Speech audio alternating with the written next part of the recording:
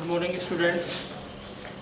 मैं आज आपको क्लास 7th के ग्रामर में फ्यूचर कंटिन्यूअस टेंस के बारे में बताऊंगा। इसको विधिवत आप देखेंगे। उससे पहले मैं आपको बता दूं कि एसबी इंटरमीडिएट कॉलेज भुसौला चौका वाराणसी में इस सत्र का जो रिज़ल्ट आया है वो बहुत ही अच्छा आया है। 100% बच्चे पास हुए हैं और इसमें जो बच्चे अच्छे डिवीज़न से पास हुए हैं उनको मैं हार्दिक बधाई देता हूं, धन्यवाद देता हूं। हाई स्कूल में 88% पाने वाली 88.16% है अंजलि, और इंटरमीडिएट में सबसे टॉप मोस्ट की है 82.4%। इसका नाम है तनु। ये जो है बड़े गर्व की बात है कि आज हमारा विद्यालय बहुत ही प्रोग्रेस कर रहा है। बालिकाएं, बालक सभी लोग अच्छे डिवीज़न से पास होकर के अपना गौरव हासिल किए हैं। आप भी मेहनत से पढ़िए और अच्छे डिवीज़न लाइए। मेरे तरफ से बहुत बहुत ढेर सारी बधाइयाँ हैं। धन्यवाद। एडमिशन शुरू है। आप सभी लोग एडमिशन स्टेप बाय स्टेप या ऑनलाइन एडमिशन करा सकते हैं, जिसमें विद्यालय की ऑफिसेस हमेशा खुली रहती हैं। सुबह 7 बजे से लेकर के 2 बजे तक खुली रहती है। आप किसी भी समय 1 by 1 करके आके एडमिशन गार्जियन की आके करा सकते हैं। धन्यवाद। अब मैं चलता हूँ पार्ट 6 में फ्यूचर कंटिन्यूअस टेंस के बारे में आपको बताऊँगा। आप इसकी सबसे पहले पहचान देखिए क्या होती है।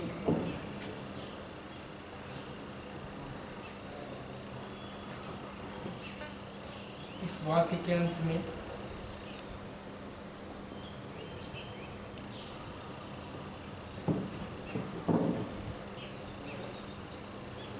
रहा होगा, रही होगी, रहे होंगे, आदि शब्द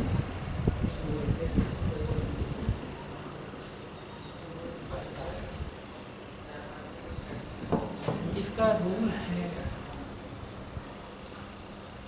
ऐसे किसी आप कक्षा 7 के स्टूडेंट्स हैं, आप इसमें देखेंगे कि जब आप फ्यूचर कंटिन्यूअस टेंस उठाएंगे तो जैसे ही सेंटेंस को पढ़ेंगे आप, उसमें वाक्य के अंत में जैसे मोहन खाना खा रहा होगा, तुम गाना गा रहे होगे, ऐसे सेंटेंस आते हैं। ऐसे सेंटेंस को हम फ्यूचर कंटिन्यूअस टेंस के अंतर्गत मानते हैं। उसके नियम है, सब्जेक्ट होता है प्लस विल बी या शैल बी होता है। मेन वर्ब में आईएनजी रहता है प्लस ऑब्जेक्ट रहता है। ये देखिए सब्जेक्ट, और हमने बताया था पिछले सेंस में जैसे कॉन्टिन्यूस में बताया था कि शैल और विल का प्रयोग कहाँ करते हैं। आई और वी के साथ शैल, शेष सभी कर्ताओं के साथ विल का प्रयोग करते हैं। तो उसी तरीके से इसमें भी है, शैल भी का प्रयोग आई और वी के साथ, शेष सभी सब्जेक्ट के साथ, कर्ताओं के साथ विल का प्रयोग करते हैं। जैसे और एग्जाम्पल देखेंगे,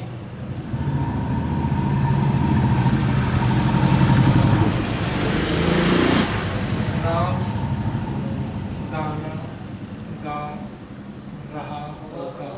ये सेंटेंस, इसमें सब्जेक्ट क्या है आपका? राम। अब हमने बताया था आई और वी के साथ केवल शैल भी का प्रयोग करेंगे, वैसे सभी कर्ताओं के साथ विल बी का प्रयोग। Ram will be,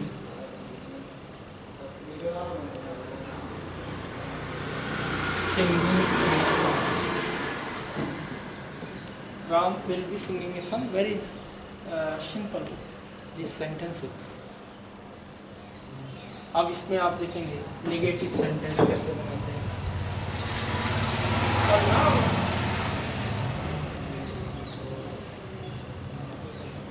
negative sentence जिसको हम हिंदी में नकारात्मक वाक्य कहते हैं। नकारात्मक वाक्य है। अब आप देखेंगे इसका सब्जेक्ट होता है विल नॉट बी या शैल not B plus main verb में ing प्लस ऑब्जेक्ट। जैसे मैं पत्र पढ़ रहा हूँगा,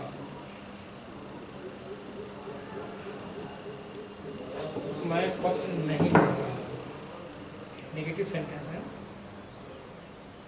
मैं पत्र नहीं पढ़ रहा हूँगा। ये नकारात्मक वाक्य है। हमने बताया था आई और बी के साथ शैल बी का प्रयोग करते हैं। I shall not be, I shall not,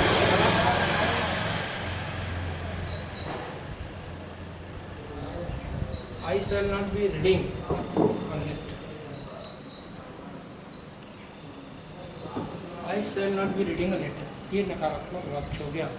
बहुत सिंपल है। आप अच्छी तरीके से अगर इसको आप प्रैक्टिस करेंगे, देखेंगे, ध्यान लगाएंगे, बहुत ही इजी वे में आपको ये सेंटेंस समझ में आ जाएगा। अब आगे चलते हैं हम इंट्रोगेटिव सेंटेंस, जिसको हम प्रश्नवाचक वाक्य कहते हैं।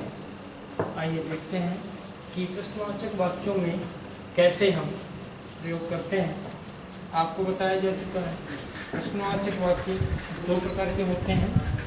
दो प्रकार से मतलब एक होता है, दो प्रकार का होने से मतलब है, एक होता है यस और नो टाइप और सेकंड होता है WS टाइप क्वेश्चन। तो आइए यस और नो में हम पहले देखते हैं यस और नो टाइप सेंटेंसेस।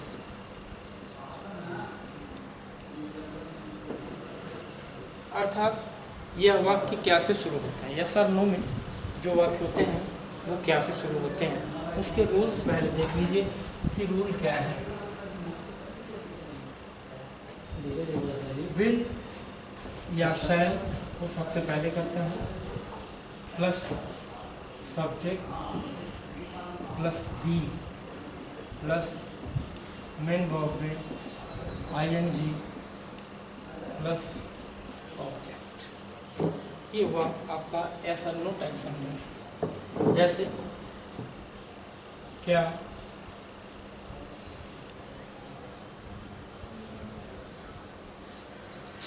चपरासी घंटी बजा रहा होगा, प्रश्नवाचक चिन्ह होना चाहिए। इस प्रकार से सेंटेंस जब आएगा तो आपको समझ लेना चाहिए कि ये यस और no type sentences future continuous का है। तो आप रूल्स के अनुसार सबसे पहले क्या लगाएंगे, विल, क्यों, be, ringing, ringing the bell, mark of interrogation you have mentioned every sentences। क्या चपरासी घंटी बजा रहा होगा, will peon be ringing the bell। ये एस और नो टाइप क्वेश्चंस हैं।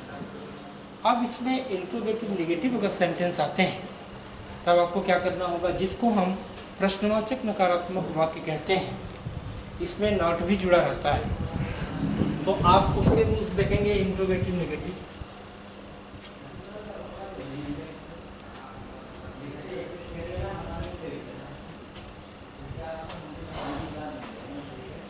इंट्रोगेटिव नेगेटिव सेंटेंस यानी प्रश्नवाचक नकारात्मक वाक्य। देखिए इंट्रोगेटिव नेगेटिव सेंटेंस, विल या शैल सबसे पहले होगा,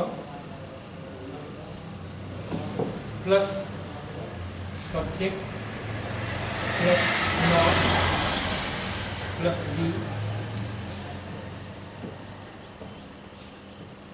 प्लस मेन वर्ब में ing प्लस ऑब्जेक्ट। ये रहा इंट्रोगेटिव नेगेटिव का सेंटेंस। जैसे क्या चपरासी घंटी नहीं बजा रहा होगा? क्या चपरासी घंटी नहीं बजा रहा होगा? अब देखिए कि इस वाक्य में नहीं भी आया है और क्या भी आया है, तो इसी को हम कहते हैं इंट्रोगेटिव नेगेटिव सेंटेंस। अब इसको हम रूल्स के अनुसार अगर इस सेंटेंस को बनाते हैं तो सबसे पहले क्या आएगा? Additional verb will, will peon, इसके बाद सब्जेक्ट आ गया। अब इसके बाद नॉट लगा देंगे, will peon not be ringing the bell.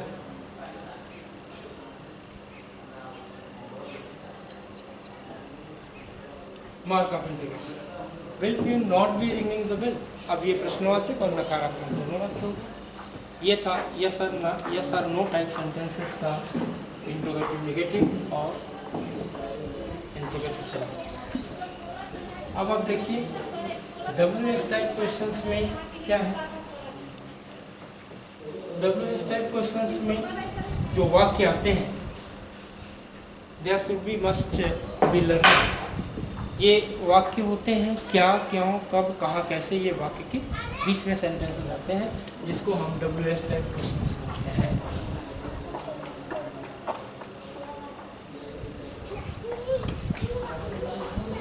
Questions कहते हैं ये वाक्य के बीच में आते हैं, क्या, क्यों, कब, कहाँ, कैसे। इसको हम WH टाइप, क्योंकि इन सारे वाक्यों की इंग्लिश जो है, इन सारे शब्दों की इंग्लिश होती है W से शुरू होता है। जैसे क्या WH80, वाह, क्यों WHY, सभी में WH जुड़ा रहता है, इसीलिए हम इसको WH टाइप क्वेश्चंस कहते हैं। तो रूल है इसके व्हाई, वेयर, व्हाट, ये होता है। जितने भी इंट्रोगेटिव मार्क्स होते हैं सेंटेंसेस वो सबसे पहले होते हैं additional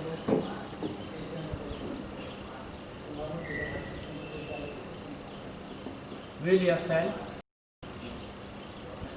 plus subject plus be plus main verb में ING प्लस ऑब्जेक्ट।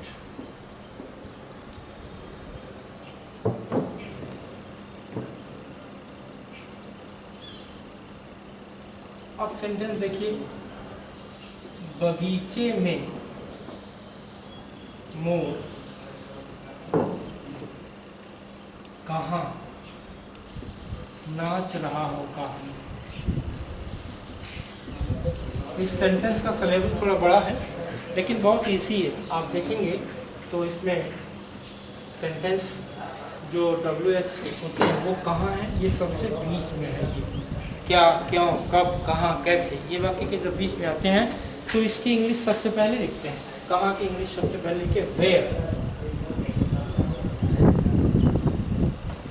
इसके बाद सब्जेक्ट को देखिए, और सब्जेक्ट के अनुसार ही यहाँ पे एडिशनल वर्ब का प्रयोग करना है। सब्जेक्ट क्या है? Pure, more, peacock. वेयर, अब इसके साथ क्या लगेगा? Will. Where will peacock, where will peacock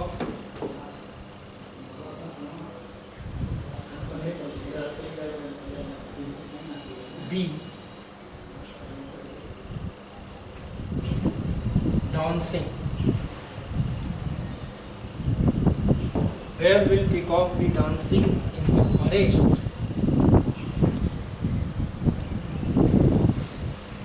प्रश्नवाचक, बगीचे में मोर कहाँ नाच रहा होगा। अब आप देखिए कहाँ की इंग्लिश सबसे पहले वेयर, फिर एडिशनल वर्ब विल, फिर subject peacock, be dancing, main verb है यहाँ पे, सब्जेक्ट, फिर बी हो गया, फिर मेन वर्ब में ING हो गया, फिर ऑब्जेक्ट हो गया, अदर वर्ड्स हो जाएंगे। Where will peacock be dancing in the forest. ये था आपका WH टाइप क्वेश्चन। अब इसमें देखिए WS टाइप क्वेश्चंस में इंट्रोगेटिव नेगेटिव, इंट्रोगेटिव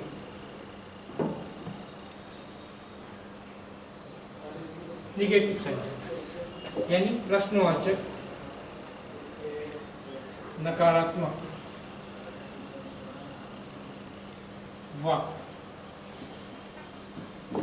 बच्चों जब आप इसको बहुत ही विधिवत तरीके से ध्यान से देखेंगे, अगर एक बार माइंड में ये सारी चीज़ें, ये सारे स्टेप अगर आपके दिमाग में बस जाते हैं तो आपको सेंटेंस बनाना बहुत ही ईजी हो जाता है।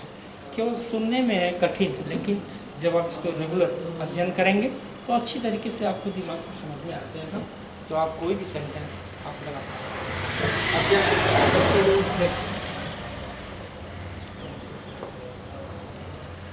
Why, where, what, if, will या shall plus subject plus not plus be plus main verb में ing, फिर अदर वर्ड यानी ऑब्जेक्ट हो जाएगा, ऑब्जेक्ट।